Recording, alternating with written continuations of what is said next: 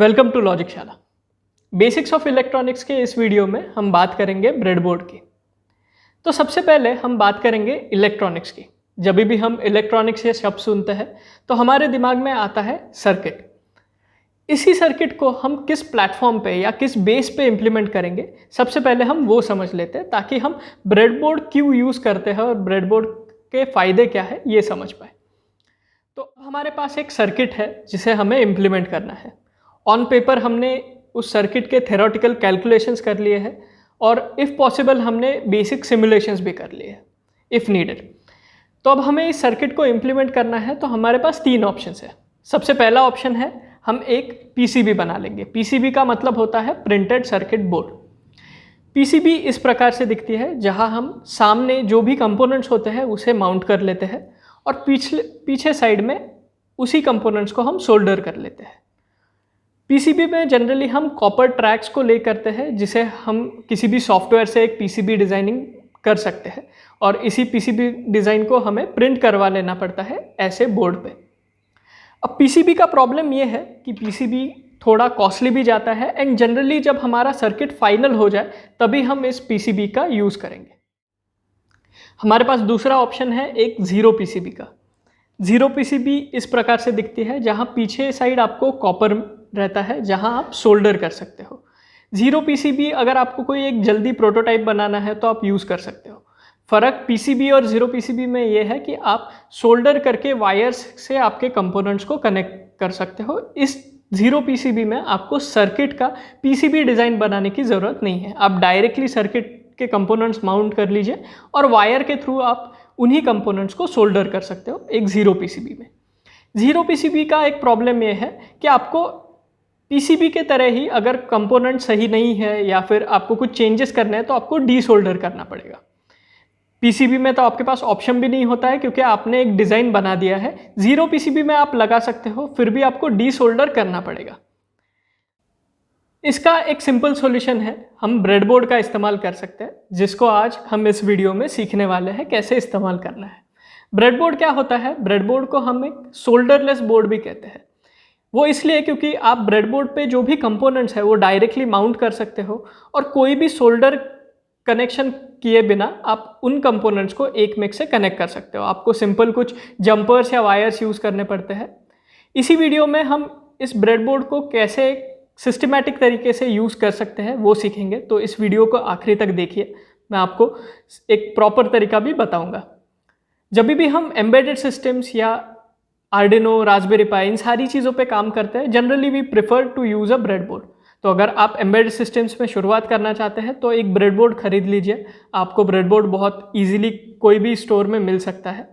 Breadboard का इस्तेमाल अगर हम सही तरीके से करें तो जो भी हम सर्किट इम्प्लीमेंट कर रहे हैं उसे डीबग करना, मतलब कुछ गलती हुई तो उसे डिटेक्ट करना भी बहुत आसान जाता है। सबसे पहले हम ब्रेडबोर्ड का यूज़ कैसे करना है ये समझ लेंगे। ब्रेडबोर्ड को जब आप इस तरीके से होल्ड करते हो तो जो ऊपर के दो स्ट्रिप्स है या जो दो रोज आपको दिख रहे हैं उसे हम कहते हैं बस स्ट्रिप्स, और नीचे भी जो दो रोज है इसे भी हम कहेंगे बस स्ट्रिप्स। ये हॉरिजॉन्टली शॉर्टेड होता है, मतलब ये हॉरिजॉन्टल जो रो है ये शॉर्टेड होती है। आप अगर कोई भी दो पॉइंट पे दो अलग कंपोनेंट्स लगाओगे तो वो एक में से कनेक्ट हो जाएंगे। उसी तरीके से जो टर्मिनल स्ट्रिप्स जिसे हम कहते हैं ये वर्टिकल स्ट्रिप्स होती है, जो आपको सेंटर में दिख रही है ये वर्टिकली शॉर्टेड होती है। अगर आप कंफ्यूज हो रहे हो कि ब्रेडबोर्ड का कौन सा रो या कॉलम शॉर्ट होता है तो आप एक मल्टीमीटर का इस्तेमाल कर सकते हो। मल्टीमीटर में आपको एक जो कनेक्टिविटी मोड आता है उस पर नॉब को रखना है एंड आप दोनों प्रोब्स को एक तो दो जंपर्स या दो सिंगल स्ट्रैंड वायर लगा दो और जो भी कॉलम या रो को आपको टेस्ट करना है तो आप इस प्रकार से उसे टेस्ट कर सकते हो। जैसे मैंने इस कॉलम में जब इस तरीके से रखा तो मल्टीमीटर ने बजर दिया, तो आई अंडरस्टैंड कि अगर मैं इस कॉलम में कहीं भी अगर मैं किसी भी कंपोनेंट को माउंट करता हूँ या कंपोनेंट को फिक्स करता हूँ और दूसरे ऊपर के साइड में और एक कंपोनेंट को फिक्स करता हूँ तो वो एक में से शॉर्ट हो जाएंगे, मतलब कनेक्ट हो जाएंगे। तो हम एक सर्किट से भी समझने की कोशिश करेंगे। उसी तरीके से अगर आप रो में टेस्ट करोगे तो आपको दिखेगा ये हॉरिजॉन्टली शॉर्टेड है। अब इस केस में हम देख रहे हैं कि मल्टीमीटर बजर नहीं दे रहा है जबकि हमने रो में दोनों प्रोब्स को डाला हुआ है।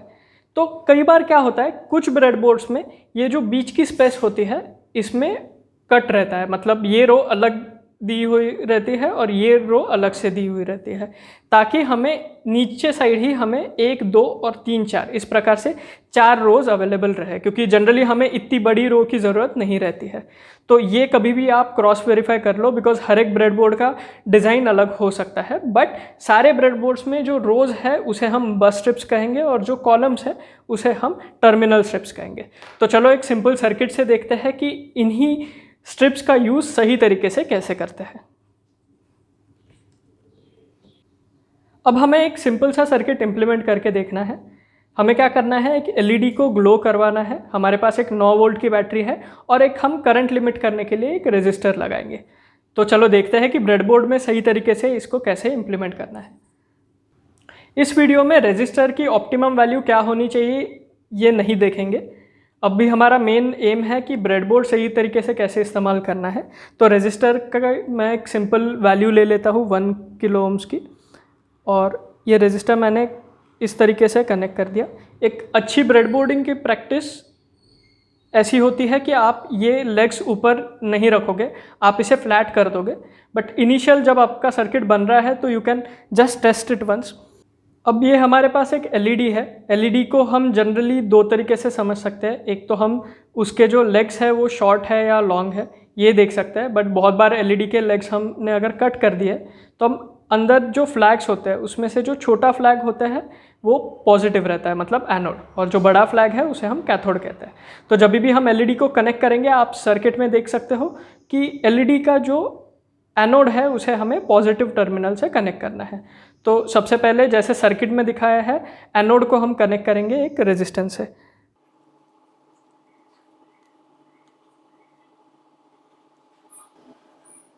अब हमने रेजिस्टर और एलईडी कनेक्ट कर लिए हैं। अब हमें एक बैटरी कनेक्ट करनी है। बैटरी में जनरली क्या होता है, आपको बैटरी कैप में जो वायर्स मिलती है वो मल्टी स्ट्रैंड होती है। तो मल्टी स्ट्रैंड का एक प्रॉब्लम रहता है कि आप मल्टी स्ट्रैंड डायरेक्टली ब्रेडबोर्ड को कनेक्ट नहीं कर सकते हो। तो इसका एक सिंपल आप काम कर सकते हो, जो भी आपके पास सिंगल स्ट्रैंड वायर्स होंगे इस प्रकार से उसे आप कनेक्ट कर लो, सोल्डर कर लो, और इफ़ पॉसिबल इंसुलेशन भी लगा लेना। तो इससे क्या हो जाएगा, आपका जो भी कैप है आप डायरेक्टली यूज़ कर सकते हो ब्रेडबोर्ड में। अब एक गलत तरीका पहले बता देता हूँ जिस तरीके से हम सब लोग करते हैं।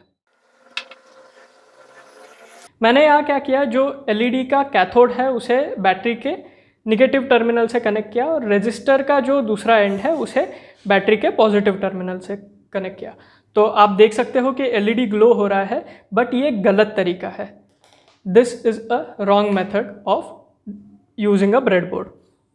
अब आप कहोगे कि सर्किट तो वर्क किया, फिर ये गलत तरीका कैसे हुआ। जो हम अभी सर्किट इंप्लीमेंट कर रहे हैं ये सबसे बेसिक सर्किट है, जिसमें हमने सिर्फ 2 कंपोनेंट्स को सप्लाई देना चाहा है, और सप्लाई भी एक ही है 9 वोल्ट। जब आप बड़े सर्किट्स में जाते हो तो बहुत बार ऐसा होता है कि सप्लाई वोल्टेज की सिर्फ एक लेवल नहीं रहती है। बहुत बार आपको 5 वोल्ट, 3.3 वोल्ट या फिर कभी कभी निगेटिव वोल्टेज भी देना पड़ सकता है। तो ऐसे केस में the correct use of breadboard is, जो हमने बस स्ट्रिप्स देखे थे, इन बस स्ट्रिप्स को आपको पावर सप्लाई कनेक्ट करना है। कभी भी बैटरी या कोई भी पावर सप्लाई आप यूज़ कर रहे हो तो इसे हमेशा बस स्ट्रिप्स में ही यूज़ करना है। तो अब जैसे हमारे पास ये बैटरी है, हमने इस बैटरी को जो बस स्ट्रिप्स है उसमें कनेक्ट कर दिया। हम कोई भी बस स्ट्रिप्स का इस्तेमाल कर सकते हैं। अब होगा क्या, आप ऊपर की अगर बस स्ट्रिप्स देखोगे तो यहाँ आपको कहीं भी इस रो में आपको हमेशा 9 वोल्ट मिलेगा, और जब बड़े सर्किट्स होते हैं आपको ग्राउंड भी कॉमन करने की ज़रूरत पड़ेगी। तो ऐसे केस में ये जो निगेटिव टर्मिनल है जिसे हम ग्राउंड कंसिडर कर सकते हैं, तो आपका ये पूरा रो ग्राउंड के लिए बन सकता है। अब करना क्या है, हमको इसी बस स्ट्रिप्स के थ्रू हमें कहीं भी कोई भी कंपोनेंट में पावर देनी है। तो अब इस केस में हमने जो निगेटिव टर्मिनल जिस बस स्ट्रिप में कनेक्ट किया था वहाँ से ही एक और जंपर वायर ले ली है, और वो जंपर वायर हम इस तरीके से कनेक्ट कर सकते हैं, और उसी तरीके से जो 9 वोल्ट है वो भी हम कनेक्ट कर सकते हैं। तो इससे होगा क्या, अगर हमें कभी भी वोल्टेज का इशू आता है तो सबसे पहली चीज़ हम ये करेंगे कि बस स्ट्रिप में चेक करेंगे कि वोल्टेज सही है या गलत है। This way of using a breadboard actually helps in debugging. बहुत बार सर्किट चलता नहीं है, उस वक्त अगर हमने direct power supplies terminal strips में डालें तो it becomes very complicated to debug this things. Also note कि ये जिस तरीके से मैंने कनेक्ट की है, this is also not a best way of connecting. आपको जनरली जो वायर्स होते हैं सिंगल स्ट्रैंड लेके फ्लैट करने चाहिए, बट एक सिंपल सर्किट था तो मैंने इस तरीके से आपको दिखा दिया। तो आई होप कि आप सबको ब्रेडबोर्ड कैसे इस्तेमाल करना ये समझा होगा, and let me know in the comments कि आपने आज तक ब्रेडबोर्ड को सही तरीके से इस्तेमाल किया था या नहीं, and subscribe to Logicshala for more such videos. Thank you.